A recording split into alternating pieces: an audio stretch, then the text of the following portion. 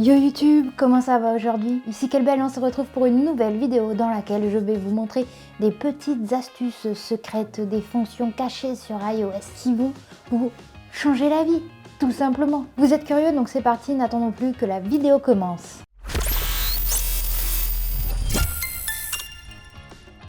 C'est la première fois que je fais ce format de vidéo, donc si cela te plaît, n'hésite pas à me le montrer en mettant un magnifique pouce bleu et un commentaire. Évidemment, tu te doutes bien que si cette vidéo a vachement plu, je ferai un épisode 2, voire 3 et même un sur Android. Là, on va parler des astuces secrètes iPhone, mais parce que j'ai un iPhone depuis trop longtemps. Il n'y a pas d'ordre dans cette vidéo, ce n'est pas un classement, mais je t'invite à rester jusqu'à la fin parce que dans cette vidéo, je vous partage mon astuce préférée que j'ai découvert il y a vraiment très peu de temps et qui est pour moi life-changing.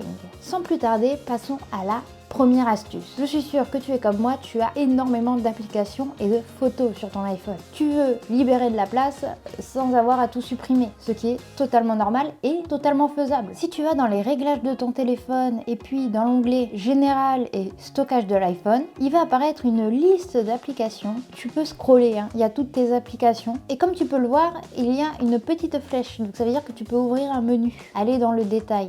Et là, tu peux aller directement sur l'application qui te prend un maximum de place mais que tu n'utilises pas. Il y a une option qui s'appelle décharger l'application. Soit tu la décharges, soit tu la supprimes. La différence, elle est simple. Si tu décharges l'application, ça va tout simplement libérer l'espace de stockage que prend cette application, mais ça va conserver tout ce qui est documents, données. Par exemple, si tu décharges un jeu, si tu le réinstalles, ça va remarcher normalement. Et grâce à cette fonction, tu vas vite libérer pas mal de stockage sur ton iPhone. Et toutes les applications qui ont été déchargées, tu la vois s'afficher sur ta liste d'applications, mais elle n'y est plus. C'est une petite astuce qui permet de libérer énormément de place sans avoir à sacrifier tes applications favorites.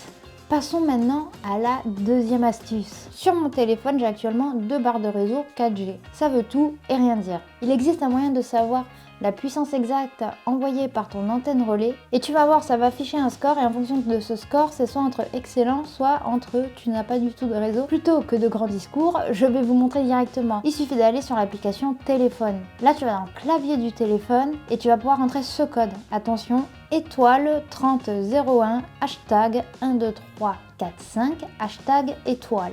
Une fois que tu as écrit ce code sur le clavier du téléphone, tu vas l'appeler. Ça va ouvrir une application, ça va appeler personne, t'inquiète pas. C'est une application qui veut tout et rien dire, surtout quand tu connais rien en réseau comme moi. Mais c'est pas grave, suis les instructions, ça veut rien dire mais on va vite comprendre. Là on va dans un menu et on va aller regarder plus précisément le service Sales Mess. Voilà. Et là, tu vas voir qu'il y a plusieurs chiffres. Nous, le chiffre qui nous intéresse, c'est le ISPR 0. Moi, il est à peu près à moins 111. Et c'est ce chiffre qui nous intéresse. Pourquoi? Parce que si ce chiffre, déjà, il doit être négatif. S'il est positif, c'est qu'il y a un souci. Si le chiffre est à moins 90, ça veut dire que la puissance du signal que tu reçois de l'antenne 4G est excellent. S'il est entre moins 91 et moins 105, c'est un bon signal. Si c'est entre moins 106 et moins 120, on va dire que ton réseau, il est fair, comme on appelle ça, on va dire raisonnable. Si ce chiffre est entre moins 121 et moins 124, ça veut dire que le signal est faible, et s'il est de moins 125, ça veut dire que l'antenne ne t'envoie rien. Moi, mon chiffre il est à moins 111, ce qui veut dire que la puissance du signal de mon antenne 4G la plus proche est correcte, et ça ne m'étonne absolument pas. J'ai oublié de préciser que si jamais tu fais ce petit code et que tu appuies sur le téléphone et que ça ne marche pas, c'est que tu as un téléphone qui n'a pas de carte Intel. Si tu sais pas si ton téléphone a une carte Intel, teste, et si ça marche pas, ça veut dire qu'il n'a pas de carte Intel. Tout simplement. Ça, c'est un petit truc que j'ai découvert aujourd'hui et que je trouve assez intéressant parce qu'en fonction où tu es, tu vas avoir une antenne 4G différente et donc la puissance du signal va être différente. Donc ça peut être toujours sympa de savoir quand tu as un endroit si le signal est bon ou très mauvais. Maintenant, on va parler d'une petite astuce qui va te permettre de mieux gérer l'autonomie de ta batterie. Disons que tu auras moins à réfléchir. Attends, je t'explique.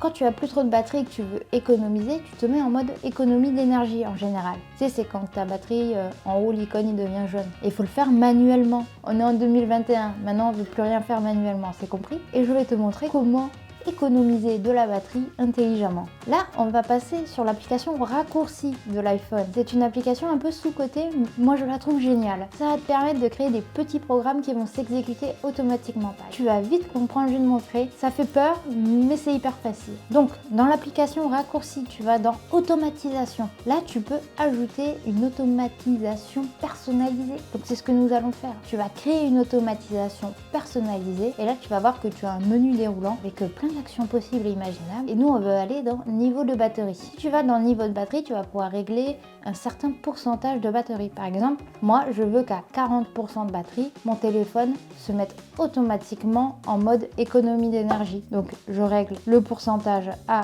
40. J'ajoute une action, là dans la barre de recherche, je vais mettre économie d'énergie, activer, suivant. Et évidemment, j'enlève le bouton demander avant exécution parce que sinon ça le fait plus automatiquement si à chaque fois tu dois dire oui. À partir de ce moment-là, ton téléphone va se mettre tout seul en mode économie d'énergie à partir de 40%.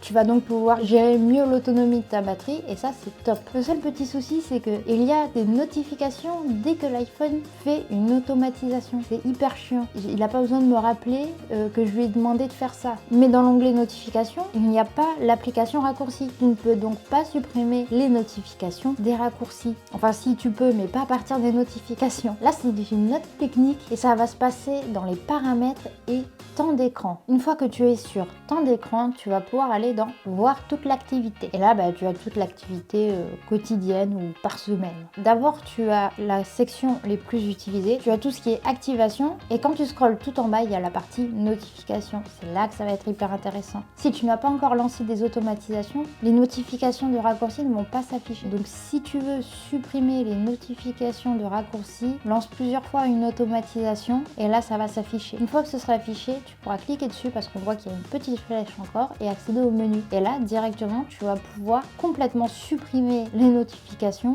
ou juste désélectionner les trois façons d'apparaître, enlever le son. Les notifications ne s'afficheront plus dès qu'une automatisation est lancée sur l'iPhone. Moi, ce que j'ai fait, c'est que j'ai complètement décoché les notifications et là, je peux plus du tout les réactiver. Donc, je te conseille vraiment de décocher tout sauf afficher les notifications. Désactive à l'écran verrouillé, centre de notification, bannière, son, pastille, mais laisse autoriser les notifications, ça marche très bien. Si tu l'enlèves, moi là j'ai enlevé, j'ai plus aucun moyen de le remettre. Mais au moins là, t'es tranquille, t'auras plus de notifications de l'application raccourci quand tu lances une automatisation. Alors maintenant, il faut que je vous parle de mon astuce préférée, qui est pour moi life changing. Je consomme énormément de YouTube, voilà. En plus de faire des vidéos, je regarde énormément de vidéos. Et personnellement, j'utilise toujours mon téléphone en mode verrouiller l'orientation de l'écran. Du coup, dès que je vais aller sur YouTube, hop, j'appuie sur déverrouiller. Et puis quand je sors de YouTube, j'oublie que j'ai déverrouillé l'orientation de l'écran. Du coup, ça tourne. C'est assez chiant, quoi. Non, mais si, c'est chiant. Non, moi je trouve ça chiant. Pareil pour la caméra. Des fois, je me mets à filmer en mode paysage et c'est pas du tout déverrouillé. Du coup, quand je me le remets sur l'ordi, c'est en mode vertical, il faut le tourner. Bref, oui, j'aime bien m'inventer des problèmes, mais s'il y a une solution à ce problème. Du coup, je vais te montrer mon automatisation que je trouve géniale. Donc pareil, comme tout à l'heure avec la batterie, tu vas aller dans automatisation. Tu vas créer une automatisation. Et là, cette fois, on va choisir application. Là, c'est très simple, il y a écrit quand l'application est ouverte. Donc on va choisir par exemple, moi j'ai dit YouTube et la caméra. Donc quand l'application YouTube et l'application caméra sont ouvertes, on va ajouter une action et dans la barre de recherche, tu vas mettre orientation, normalement ça marche. Régler le verrouillage de l'orientation. Tu vas juste laisser en mode basculer, suivant. Et évidemment, n'oublie surtout pas de décocher, demander avant d'exécuter. Sinon, ça perd tout son sens. Une fois que tu as fait ça, tu vas pouvoir voir que une fois que tu vas sur YouTube, mais quand tu quittes YouTube, l'écran reste déverrouillé. Du coup, si tu tournes ton téléphone, il va se mettre en mode paysage. Pour remédier à ça, c'est aussi très simple. Tu vas faire exactement la même chose dans automatisation. Tu vas en créer une nouvelle et tu vas dire que si YouTube et l'appareil photo sont fermés, tu vas rebasculer l'orientation de la caméra. Je peux utiliser mon téléphone avec l'orientation totalement verrouillée. Une fois que j'ouvre YouTube, on va voir que le petit cadenas est déverrouillé et si je quitte YouTube, le petit cadenas est verrouillé. Ça va automatiquement gérer l'orientation de ton écran. Et c'est vraiment pour moi l'astuce préférée. Je viens de faire le tour de toutes les petites astuces que je voulais vous présenter dans cette vidéo. J'espère que celle-ci vous aura plu et que ces astuces vous seront utiles. N'hésite pas à me dire en bas dans les commentaires si toi tu connais des astuces iOS qui sont vachement cool ou même Android.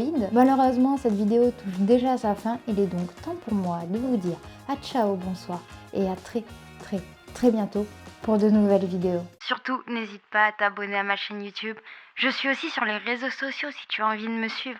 Et voilà, je mets d'autres vidéos là qui vont s'afficher. Comme ça, tu peux voir d'autres vidéos. C'est cool. Voilà.